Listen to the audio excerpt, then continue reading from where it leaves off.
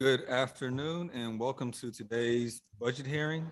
Today we will be reviewing the Office of Management and Budget, which is over the operating budget division, the capital budget division, CDBG division, procurement, and I know there's one other. Oh, the Equipment Leasing Authority.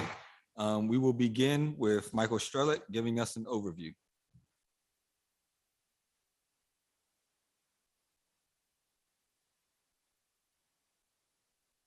You're on mute.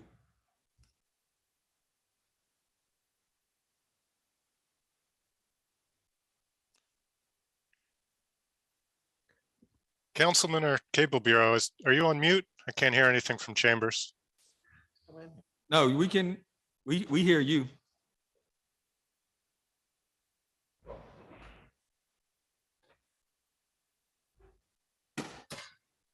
Sitting in his office.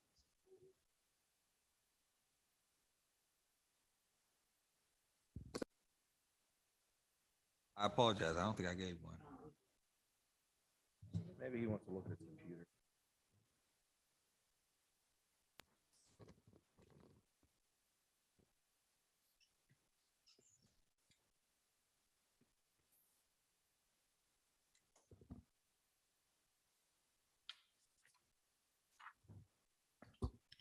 Can you hear us, Mike?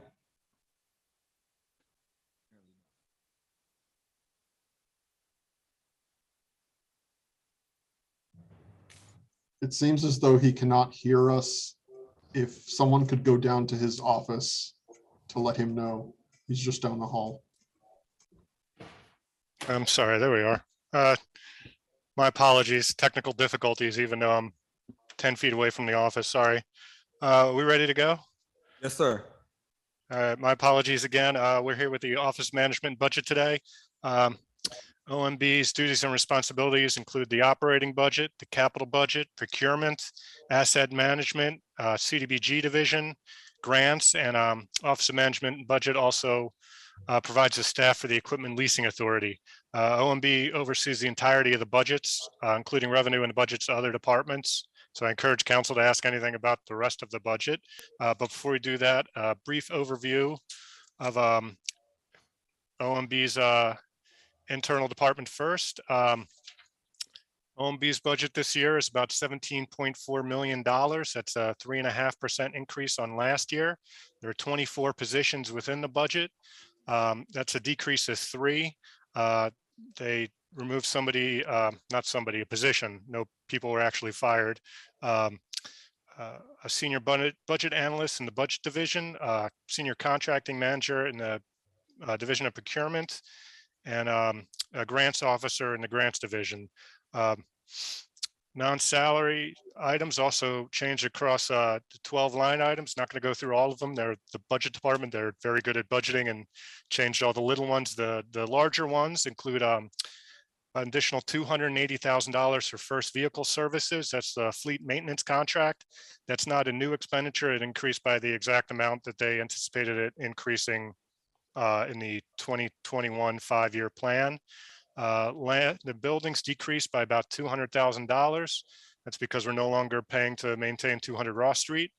And the other larger one of note is insurance premiums increasing by about $70,000 because of increased insurance costs. Like I said, OMB oversees the entirety of the capital budget. There are some specific capital line items just for them, including capital equipment acquisition, which is both OMB and ELA, who's also on today's meeting. The total capital equipment acquisition plan is $12.1 million, comes from a number of different sources, including the operating budget, the capital budget, the Parks Trust Fund, and some of the smaller trust funds. If there's a EMS special events ambulance this year out of there. OMB oversees all the CDBG throughout the entire city, but they also have staff of 13 within the CDBG division. That's changed a little bit this year too. They added a net total of 2 new positions, a new assistant director, 2 fiscal and contracting coordinators, 1 senior program coordinator, and 1 program coordinator were all added. That was partially offset by 2 senior planners being eliminated and a accounting supervisor position being eliminated. That's all I have on the overview. Apologies for the technical difficulties in not doing this 5 minutes ago. And I'll turn it over to Director Paulus if he has anything else to add. Thanks, Mike. Good afternoon, council members. Mike provided a great overview of what our department does. I am joined today by David Hutchinson, who's the Assistant Director of Capital and Asset Management, Jennifer Olsinger, who's the Assistant Director of Procurement, Patrick Cornell, who's the Assistant Director of the Operating Budget, and Brandon Walton, who is our Fleet Manager. Also on this meeting is Jennifer Pasuti, who's the chair of the ELA. At this time, I'd just like to start off by recognizing all of the employees in the Office of Management and Budget. Like most departments, the last year or two has been extremely difficult. But from the administration side of our department to the procurement, to the fleet, to both the budgeting and then the CDBG office, everybody's really stepped up. And has gone above and beyond, like many of the city employees have, to do what's necessary and what helps the city and the residents of the city with the operations of our core services. So during that time, our Office of Procurement was able to utilize electronic DocuSign process that we received a grant for a year and a half ago. And without that, it would have been virtually impossible to switch overnight once COVID hit to process contracts and continue services as needed.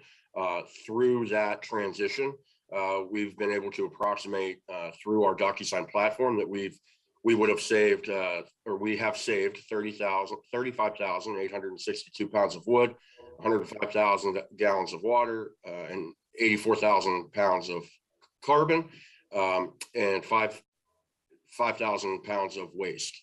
So when you think about not only how that impacts operations, but impacts the environment, that's very significant. Our capital team has been able to work with departments through project management to keep those projects underway when we could. Our grants office has been tremendous in securing a total of 32 grants for $15.2 million in 2021 alone. And 232 grants totaling $110 million since 2014. And these grants, really help us achieve projects, initiatives with outside funding that help offset the cost for the city. So without some of these grants, a lot of the things that the residents see, a lot of the things that you all see would not be, would not be achievable. So just wanted to recognize everybody in the office for their outstanding work and certainly appreciative of their performance for the office. Happy to answer any questions that any council members may have at this time. Thank you. Council members, are there any members with questions? Councilwoman Gross. I'm a little lost without our printed summary from our budget office, which is always so helpful. So we'll be looking forward to seeing our little synopsis, but I have the management and budget, proposed budget from the mayor's budget proposed operating budget in front of me. And so I think I caught a little bit, Director, in your summary. Is this hearing also covering the equipment leasing authority? Because I don't have that budget. Did you mention fleet? And sometimes we have ELA separately scheduled, like with the other authorities. And then in some years, it's kind of like, oh no, that was, we're not doing it separately. That's housed under OMB. Because it's not housed under OMB. It is an authority. So which one are we doing today? Are we doing Councilwoman, ELA is today. You are correct that it is a separate authority, and we used to budget it with Housing Authority and URA, but it didn't make sense because OMB provides the staff for ELA. They take care of fleet maintenance once we purchase the vehicles. So it is scheduled today. It's later on the agenda if you want to wait to ask ELA questions. Well, what will we have in front of us if I wait? Do we have something like where I left my big operating budget and capital budget in my office? Is it in those pages? Yeah, would you like me to bring up paper copies? I can have my staff bring out my big paper copies, but you'll have to direct me to those pages because they're not covered here and they weren't covered in your summary. So I'm just wanted to clarify that because I always like to have the separate conversation about the fleet, because that's a significant amount of money. And so I just wanted to make sure that we knew what we were talking about here. Directors, what I have in front of me is the summary from my staff, which is similar to what Mike just said, which is that you have decreasing full-time employees by 2 positions and staffing budget increases of 167,000. So first of all, did I say that right? And if you covered it and I missed it, I apologize. But if you want to just tell us how that works. Sure. The positions that Mike outlined that were reduced, we really repurposed them. So we swapped a senior budget analyst with a regular budget analyst. We had a senior contracting manager leave our procurement team. We swapped that with a sourcing specialist. And we had a part-time grants officer leave our team as well. And we're swapping that out with a full-time grants officer. So the staffing levels of the department are reverting back to how they were prior to COVID. So we're maintaining our levels. Wonderful. I'm glad to hear that. I know it was really hard on all the departments while we had the hiring freeze. And so given that, we just heard a bunch of testimony about the kind of changes to procurement and more information that we're going to be looking at to get to socially responsible scoring and environmentally responsible scoring. And what I didn't ask earlier was, do you have the staffing? Could you speak to like how you're staffing those new procedures, or what you anticipate needing to do that? Yeah, so no, that's a very good question. We're confident that we can meet those needs with the existing staffing in our procurement office that currently consists of 5 sourcing specialists and a procurement coordinator that all fall under Jen, as well as a senior sourcing specialist. So Jen, I don't know if you want to speak to that.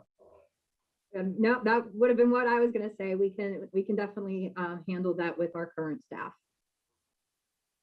Good to hear it. Thank you. I'm going to ask a maybe out of the blue question that I really don't think is called out or highlighted in the budget pages. So it's okay if you're not able to just spit out, an answer. One of the things I think we need to be mindful of at City Council is how much subcontracting we do, and you all are integrally involved in that kind of subcontracting work. So not procurement for stuff, not necessarily procurement for professional services, but that subcontracting work we were talking about earlier. And those contracts all need to be managed and supervised. I learned that while serving at PWSA. We needed to add personnel in the org chart in order to do so much construction. We're doing a lot of construction now with DOMI. We'll probably be seeing even more between landslides and road work. And now we have an infrastructure bill.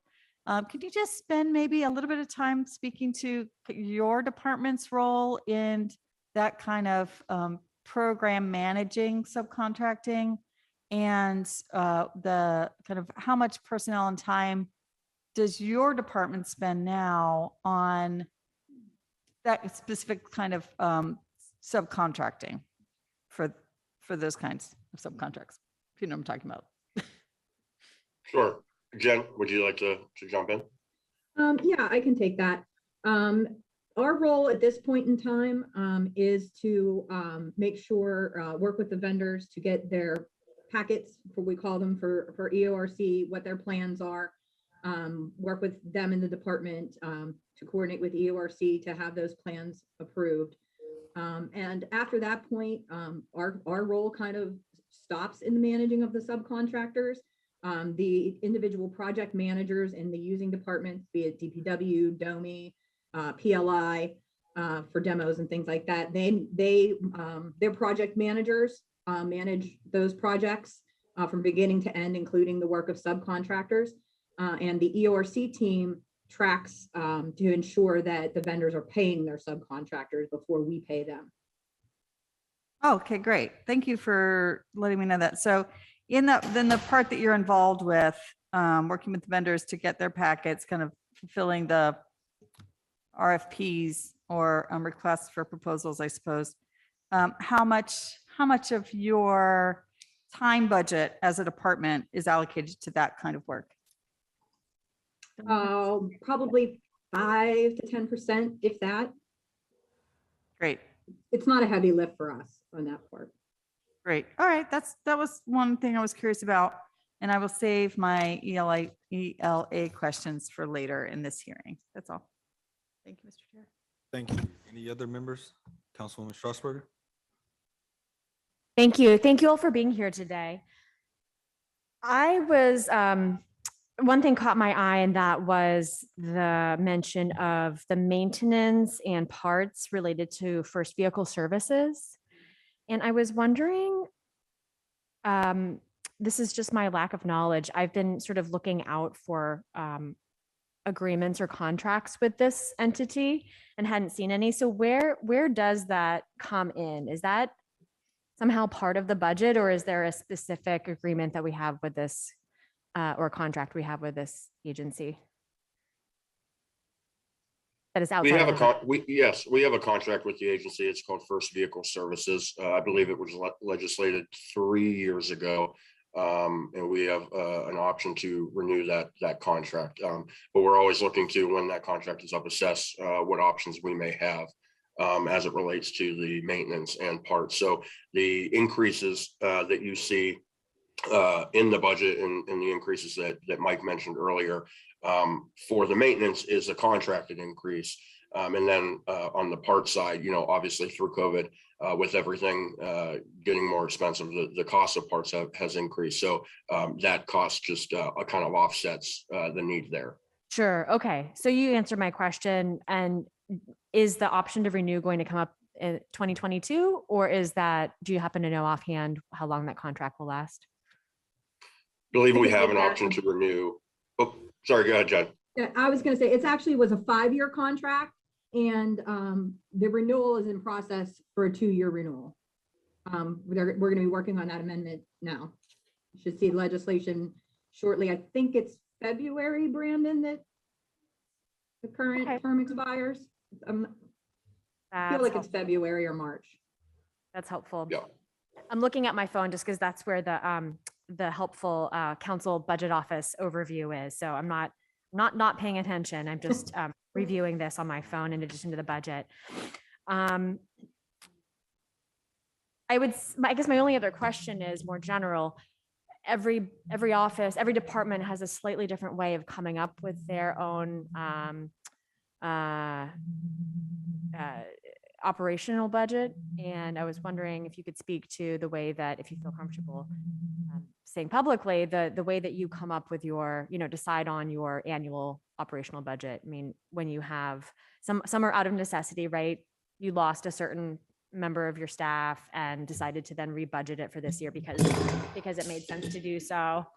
It's chaos in here. It's chaos. Sorry about that. We don't want you here. Or if there is some other, I'm just curious how you go about that in your department. Or in your office. Yeah, absolutely. Our budget requests are just follow the same process that every other budget requests do, even though I understand that we are the budget office. So as a director, I ask the assistant directors that are joining me, as well as Brandon, to propose any requests that they would like. From there, we determine which ones are going to move forward and are official. I'll call it officially proposed or requested through the normal process that every single other department does. We have our own separate meeting with the administration, just like every department does, and then those requests are weighed out against every other department's requests as well. I believe this year we received 219 operating budget requests alone. I'm not quite sure off the top of my head how many capital requests we received. So it's quite a lot. but we follow the same process that every other department does. And from your kind of vantage point, you do feel that there's consistency in the way that every department follows, in the consistency in the process, the internal process that every department follows to bring their recommendations to the mayor? I do. Some of these budget or some of these increases that you see year over year in the budget are, like you said, necessary, right? They're contractual increases. They're increases as reactions to the market year over year. So there are times that we have to be reactionary in that sense. But as far as the request process on both the operating and capital side, the templates are standard. The questions are standard. So we're answering the same questions that every other department is. It's a process that has worked for us. This year, we actually pivoted the operating budget request portal to something called Resource X, which was that priority-based budgeting tool. So it was kind of a test with that vendor because they had never done that before. But we wanted all the departments to utilize that and test that out and see how it is. So we're always looking to on ways to improve. But for now, the request process is standard for everyone. Okay. Thank you. I don't have any other questions. Thank you. Councilman Coghill, followed by Councilman Wilson.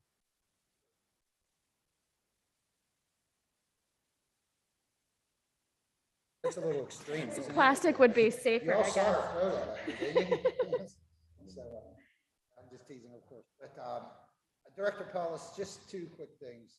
I ran into Chief Romano from EMS the other day. Councilman Coghill, I'm very sorry. I'm having a hard time hearing you. The volume's very low. That's right. That's right. See, when Councilwoman Gross sat next to me, she used to take care of these things for me. So no, I have two quick things. I ran into Chief Romano from EMS the other day, and he had stressed to me that he needs vehicles, ambulance, I guess. So I wanted to just throw that out to you and see where that's at. And he comes in Thursday, I believe, for their budget hearing. And I kind of looking for an answer for him as to, are we pursuing that? Or are we not? Or where's the fleet at? And the other thing was, which I was very happy about this, we put into, I believe by 18 new 1 ton, 1.5 ton vehicles that we could, rig plows and salt spreaders to. And that was done months ago. And I was hoping that was going to be in the inventory for this winter. I kind of break out in hives come snow time anymore. And, that was something that was comforting to me, other than the Public Works Division that is still, slow moving. But those vehicles are not in our possession and they will not be through winter. Is that correct? That is correct. In the ELA space, with the manufacturing of the vehicles, we're experiencing significant delays. I'm sure everyone has seen the articles about the chip shortage and just the shortage in parts alone. So specifically to those DPW vehicles, you are correct. Unfortunately, even though we both wish, Brandon and I both wish that they were in our possession for this upcoming winter, are not currently. Right. And has Public Works stressed to you, are they short vehicles for this winter, or you think we're going to make it through? I think we'll be okay. Brandon does a fantastic job of maintaining our fleet, a fleet that we all know is aging quickly, that we try to keep up with as best as possible. And obviously we'll get into this in the ELA portion of it. And it is a significant expense this year, but one that is needed. But Brandon really does a great job of working with DPW to stay on top of their vehicle needs, to keep as many vehicles on the road, whether it's 1 tons or pickup trucks or whatever, to be able to clear the roads properly and effectively for all of us to be able to get around. Okay. And to Chief Romano, what's the status with the ambulances and things that he might need? For the ELA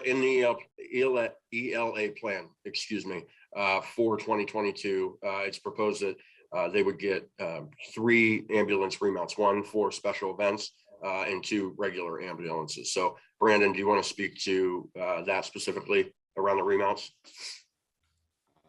Yes, so we'll take two of the ambulances that were pulled from service due to age, and we'll pull the boxes off the back of them. They'll be refurbished and put on brand new chassis. So that's the plan for this year coming up. There's there'll be two frontline and one of the smaller EMT ambulances. And then we also have the vehicle that was totaled this year. We have a chassis on order for it, so we'll be putting that back in service, hopefully in the first or second quarter of next year. Okay, it sounds like you're on it. Public works vehicles are one thing, but EMS, of course, we can't be breaking down on the way to an emergency. So I'm sure you have your priorities. We'll just cross our fingers for when the snow comes this year and count on those new vehicles for next season. Okay. Along with the new division and salt boxes and everything else I'm asking for. That's it for me. Thank you. Thank you. Thank you. Councilman.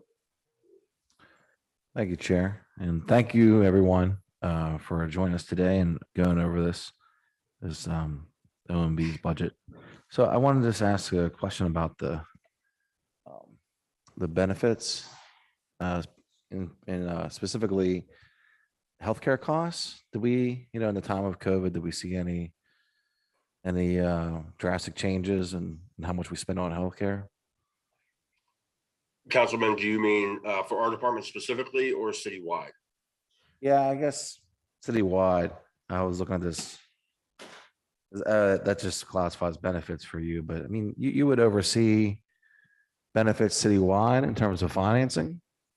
Yeah, so the way we have benefits budget is in every respective department. Our department does have a seat at the table with HR when we speak with our healthcare consultant, Willis Towers Watson. They advise us, how we look year to date on budget to actuals with expenses. I don't have a packet with updated numbers for you, but I'd be happy to follow up after this meeting to provide that information for you. That's fine. I just had that question. I didn't know if you were the right entity to answer for all the city benefits. But all right. The other question I have was just simply property services. I see the pie chart. Is that, you break that down for me? What are the property services? It's the largest section. Yeah, the largest section of that property services is that first vehicle contract that we were talking about earlier that maintains our city fleet. So that's why that particular subclass is large. Okay, yeah, I was trying to find that definition in these line items. Where would I find that in the chart?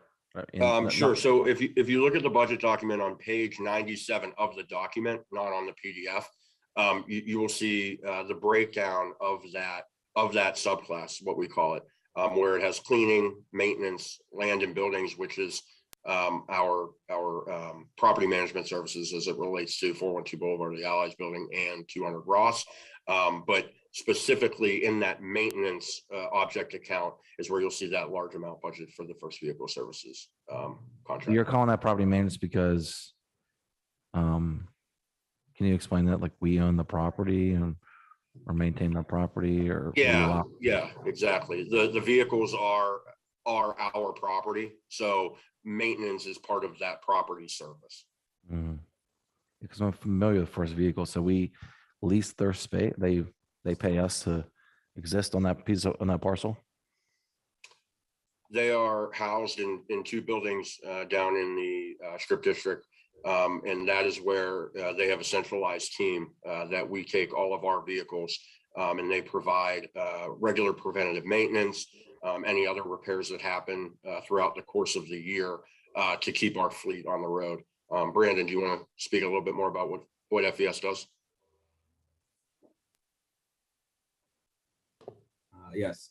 So first vehicle services provides exactly what Kevin, the Director Paul has said, preventative maintenance, repair, any accidents. They're basically a full service shop. They have some subcontractors that they use for different repairs that they're not capable of doing here. So if they wouldn't win the RFP in the future, would another, I don't understand, would we, like, how would that work? If it's our parcel, like, would they just find somewhere else to exist and then the other people will come in to run the business there?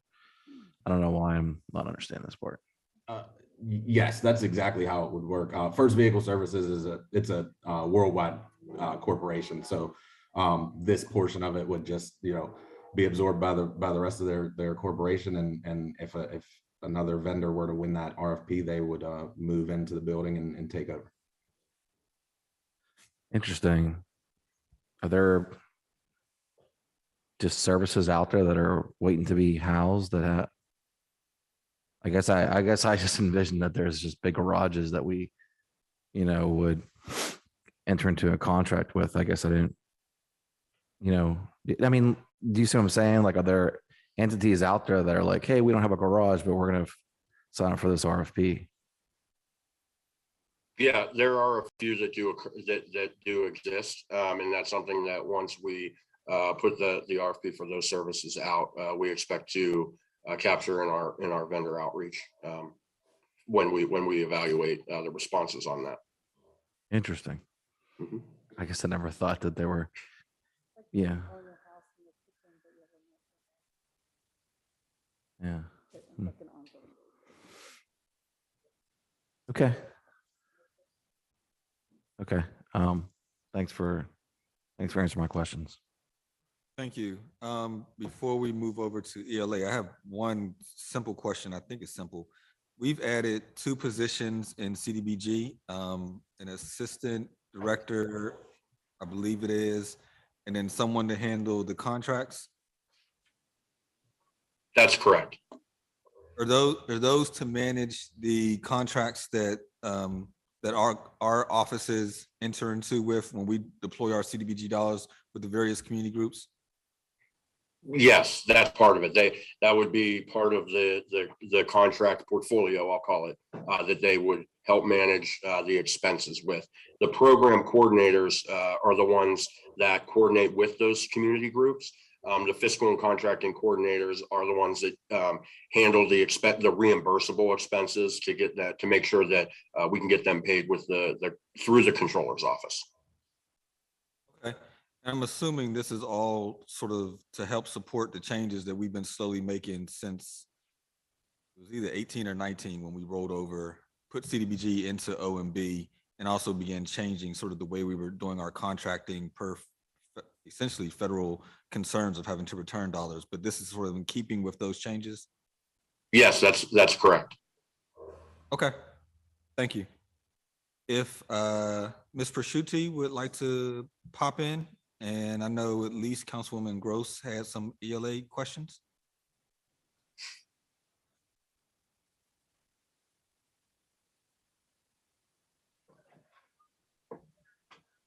Oh, Councilwoman Gross? Did we No, already I'm sorry. have the introduction and overview? Was that already covered with the OMB overview? I believe it was covered at the very beginning. I can give another quick little intro if you'd like. Equipment Leasing Authority's total budget this year is $12.1 million. There's a number of different funding sources for that, including the capital budget at about 2.7, 2.8. The operating budget for the police cars, we house that in the operating budget. That's about 1.5 million. There's money from the Parks Trust Fund for vehicles and parks of about 2 million, and some smaller amounts from the smaller trust funds like the EMS ambulances coming from the EMS Special Events Trust Fund. I'd like a breakdown of the actual vehicles. Go to page 127 of your capital budget. Thank you. Appreciate that. Welcome, Director Pizzuti. And first of all, can we get a recap also of who serves on the Equipment Leasing Authority? There have been some changes. Sure, absolutely. And yes, you are correct. We have had some changes. The board members include Council Member Bruce Krause, Chief of Operations Kinsey Casey, City Council Budget Director Bill Urbanik, and the Director of Public Safety Wendell Histrick, and myself. And can you remind us what happens if directors or chiefs leave? Since we're about to have a mayoral transition, what are the governance rules for those seats? Does anyone know that off the top of their head? For the board members of the ELA, Correct. yes, they are mayorally appointed and council approved. Okay, so you will continue to serve out your terms unless you're asked to step down. That is Something like correct. Got it. Appreciate that. Mhm. And I've got the list from page 127 of the budget that was just mentioned. And I do see 2 EMS vehicles. Councilman Coghill was asking. I see a special event ambulance, just one, and it's paid out of an EMS special events trust fund. And it's very helpful that you have the sources kind of in the deliverable column there, where the sources of funds are, so that we can see the variety of pots that you're drawing from.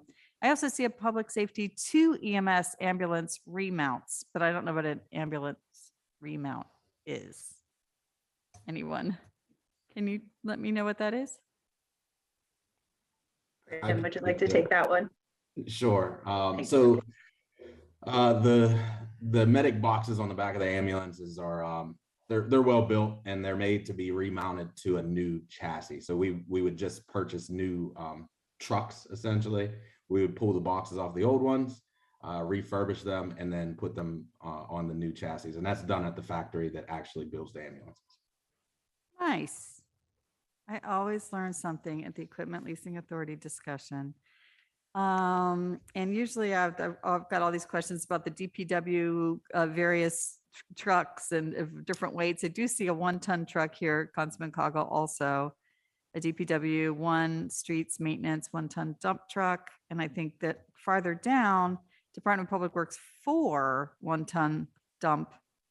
I don't know if those are different vehicles, but they're on different rows of page 127. And the second row, the second time it's listed, the 4 trucks are paid out of parks tax for a total of $360,000. Is that getting to the councilman's question a little bit? No, those are the old invoices. And then I'd like to move on to waste haulers. Every year, I just recapped when we were talking about compost and municipal compost. This is my annual discussion. I might have missed 1 year where I kind of missed the Equipment Leasing Authority because it was at a time I didn't expect, that I say, you know, we have waste haulers that we're buying, or that we're running these ancient old diesel ones that get only 3 miles per gallon. And every time one fills up, it has to drive 15 miles out to one of the landfills that we use. We pay a tipping fee, and then it has to drive all the way back to the city. We know what they're spewing particulate matter. We know that that is a waste of employee time. We know that our employees do not love having to work in those trucks. And so we're in favor of investing in a new fleet. But Councilman Coghill and I both voted no on the CNG contract, where we would actually be paying more per vehicle because of the cost of having to lease our own CNG refueling facility. And I saw in press releases that the mayor, and maybe even in his budget address to council some weeks ago, that he said he would be investing in electrical waste haulers. And I thought, oh, good, because that's exactly what we were asking a couple of years ago when we were asked to vote on the CNG one. We thought, well, you know, other cities are buying electric waste haulers. Why aren't we? And we were told they're maybe not ready to market. But I don't see that here. I only see that the budget proposes an electric recycling packer, but proposes 5 CNG refuse packers. Could you speak to that for a minute? What's the rationale? I could take that. Go ahead, sure. So the CNG packers they're kind of the bridge to the future in terms of we know that the future is EV. So we're starting in recycling with 2. We're going to test the ability of our operations with the EV packers. So And it's a so starting. where will they live at night, and like where will they be plugged in? So we'll have to build out infrastructure down at Environmental Services, 3000 Railroad Street, and they would charge overnight in between shifts. You know what it's going to cost you to build out the charging infrastructure?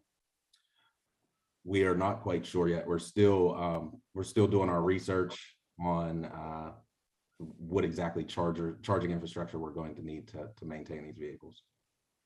Would you guess that it's more than or less than the cost of that CNG facility? More than. Build out the electrical charging for 2 recycling trucks. And will you be able to charge more than 2 trucks? So what you're planning to build, how many vehicles will you be charging there? We're looking into enough infrastructure to increase to 10 vehicles. 10 at a time? 10 at a time, correct. How long do they take to charge? That's part of the research right now. We're looking at anywhere from 8 to 12 hours, but it takes a DC fast charger to get there. Got it.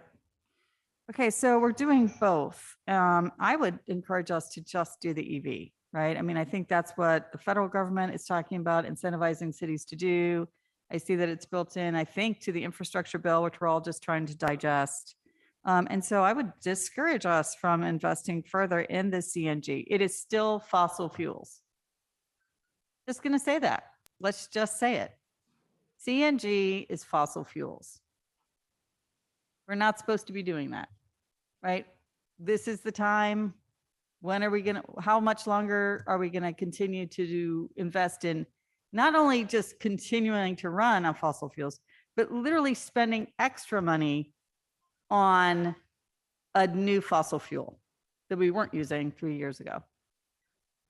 So again, we did the research a couple of years ago, just a little bit, and said like cities are using electric vehicle garbage packers, waste haulers, whatever we call them. And it seems like it's time for us to do that too. I'm glad that we're moving towards trying the 2 recycling packers. I'm glad that we're building out the charging infrastructure that we know we will need for not only these kinds of trucks, but I see that you're doing, DPW is doing 8 electrical vehicle facilities pickups. That's great. I see that you've got here $200,000 budgeted for the electrical vehicle infrastructure for city vehicles. Is that the one you're talking about? Is at that's that line there for $200,000 of pay-go? That's building the charging station? Yes? No? Maybe? I believe in, correct me if I'm wrong, Brandon, that is a pot of funds for charging stations at various city facilities, not just at the environmental services facility. Okay, I thought the CNG one was 300,000 over 4 years, maybe. But Brandon, you're muted if you're trying to answer. Sorry, that 200,000 is not for the environmental services lot. Okay, Thank you. Thank you. I see, yeah, the next page says EV infrastructure at 34,000 citywide. I'm just kind of scanning and looking for the word EV on your 2-page, electric or equipment leasing authority. Mobility and infrastructure is getting a boom truck that's an electrical vehicle. Domi's also getting 2 EV sedans. There's some hybrid pickups. Parks and Rec is getting 2 more EV pickups, permits, licenses, and inspections, getting 13 EV sedans. So yeah, that is the direction we're doing with, like, it looks like 90% of the new acquisitions are EV. Well, maybe I overstated that because there's a bunch of public safety vehicles that aren't EV and things like that. But there's a significant amount of EV. And then you've got these like 5 little, in my mind, sad CNG refuse packer thing. So just not a fan, clearly. So I think I've made my point on that. And I would like to see those removed. And because it just doesn't make rational sense to me. And again, thank you for labeling the sources of funds. We were just talking about parks tax earlier. We see like DPW is doing 9 pickup trucks from parks tax. There's some mowers out of parks tax, some tractors out of parks tax. It's really helpful to see the source of funds. So then we can see separately the ones that are being paid out of American Rescue Plan. But that's all the questions I have. I appreciate you indulging me. Oh, I didn't finish my point about the waste haulers. If we did municipal composting, cities are seeing their ability to cut the tonnage of waste in half. That is half the vehicles needed. That's half the vehicle miles traveled. That's half the personnel costs for driving back and forth to the landfills. And it seems like a significant savings, as well as the other benefits of composting. Half of the fuel costs. I say it every year. That was my annual advocacy for municipal composting. Thank you, Mr. Chair. Thank you. Any other members? Councilman Coghill? I'll be brief. You used to laugh and tease me when I talked about it. She's making a believer out of me, so if she can do that, she can make a believer out of anybody. But Brandon, to Councilwoman Gross's questions as to.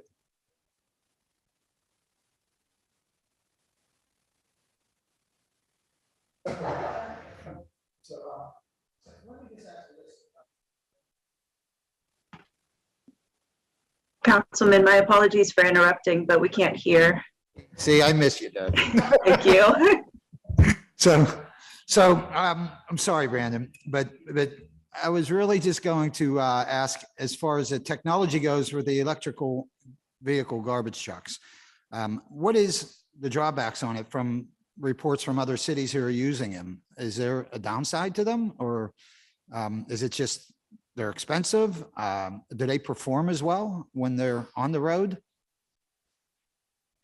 To answer your question, Councilman, we don't have any research on our size refuse haulers yet.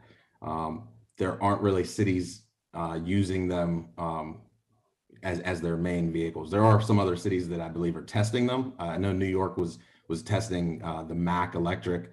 I think there's some cities in California that have some retrofitted electric refuse packers, but we don't know of anybody that's using them as their primary vehicles. Yeah, and you would know, I'm sure, if Cincinnati said, "Oh, these are the greatest things since sliced bread," we would know that, right? I mean, do we know, is any major city switched over from gas to electric yet that we know of? None. That I know of, no one has fully switched over to electric. As far as we know, everybody's kind of just like us. We're going to test them out and see Sure. how well they work. Right. And now the cost from a electric vehicle refuge truck to a gas one, what's the difference? So the cost, it's about 2 times, between 2 and 3 times the cost plus the electrical chargers.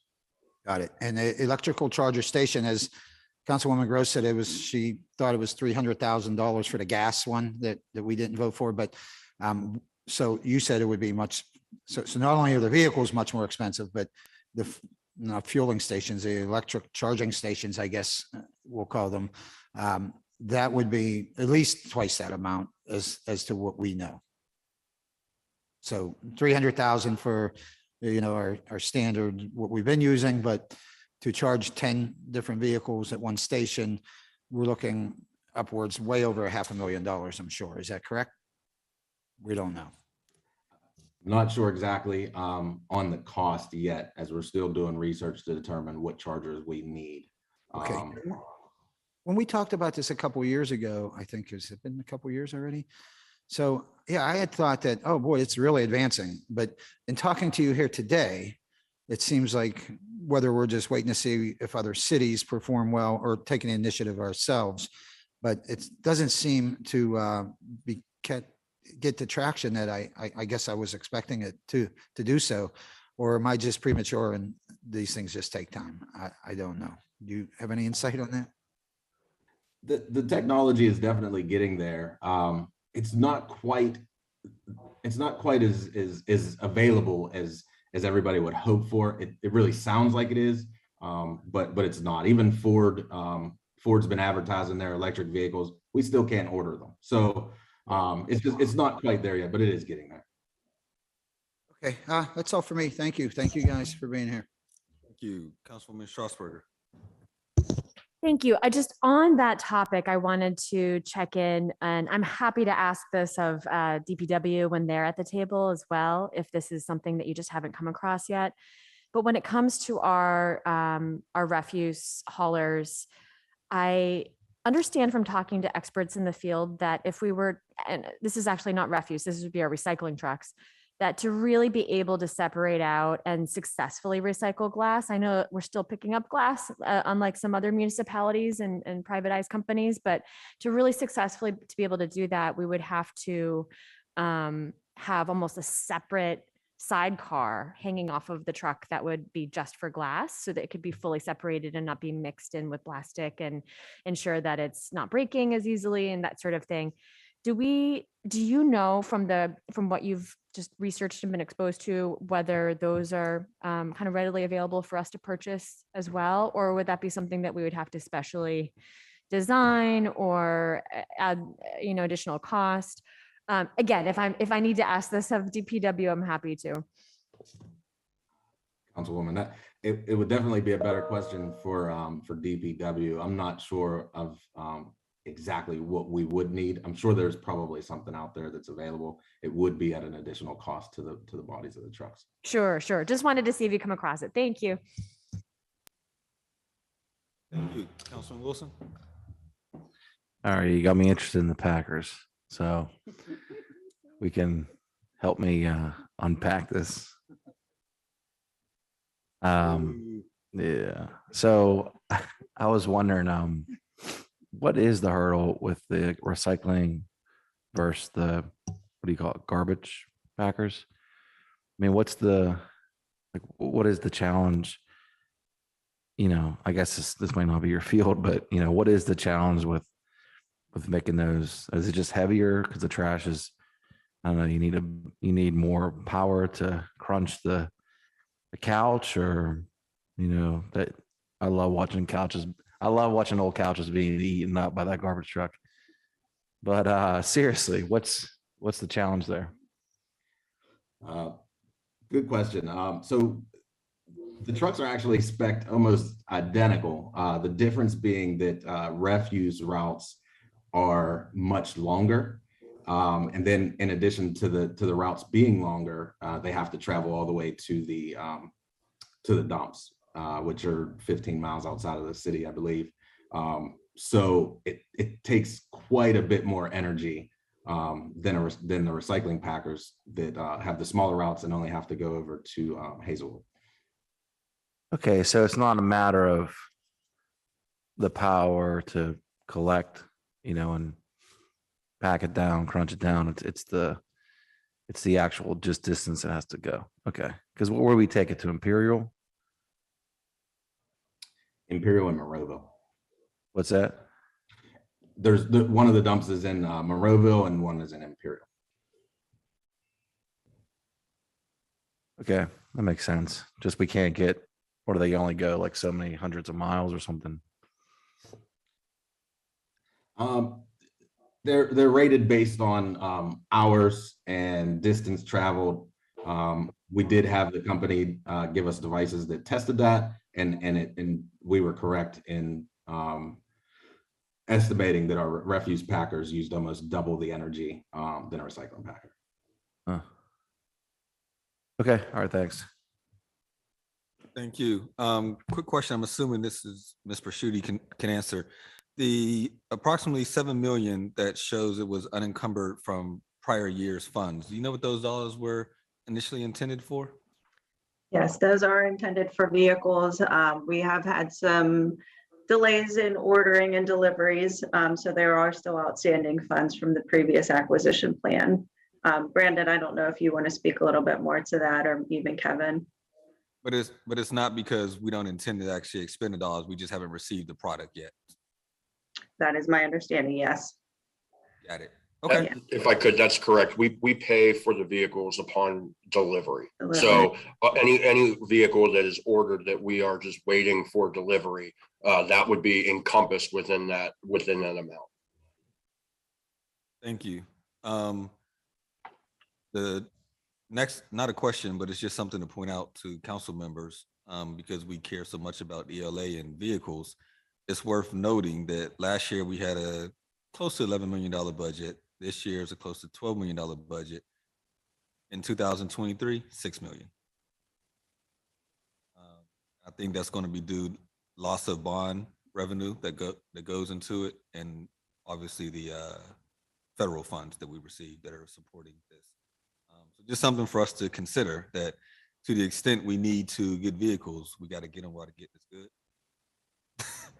So if there's nothing further from council members, we need a motion. Well, before the motion to recess, just need to announce that budget hearings will continue tomorrow at 1:30 with public safety, I believe. No, 10 a.m. 10 a.m. is public safety tomorrow, chaired by Councilman O'Connor. And then the second one will be at 1:30. With that, a motion to recess. Second. All in favor, say aye. Aye. We're on recess. Thank you all.